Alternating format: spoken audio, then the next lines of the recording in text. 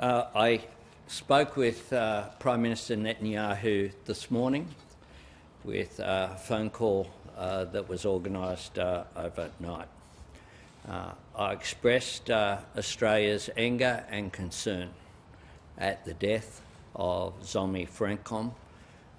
Zomi was an Australian aid worker working for the World Central Kitchen, providing support for people who are suffering from tremendous deprivation in Gaza.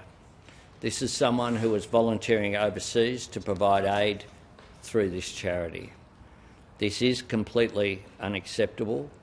The Israeli government has accepted responsibility for this, and Prime Minister Netanyahu conveyed his condolences to the family of Zomi Frankcom and to Australia as a result of this tragedy. When I spoke with the Prime Minister, I emphasised the importance of full accountability and transparency, and Prime Minister Netanyahu has committed to full transparency about how this tragedy could possibly have occurred.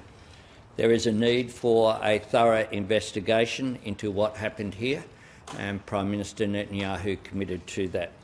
I conveyed to Prime Minister Netanyahu in very clear terms that Australians were outraged by this death, by this tragedy of this fine Australian, and I indicated to Prime Minister Netanyahu as well just some of the characteristics that I spoke with Zomi's brother about yesterday. This is an Australian who we can all be proud of, someone who not only was in Gaza assisting people in need, but had in the past provided support for people in Bangladesh, in Pakistan, here in Australia after the bushfires. This was someone who was clearly committed to benefit her fellow humanity, and someone who is whose loss is very deeply felt by her family, but I think felt by Australians as well.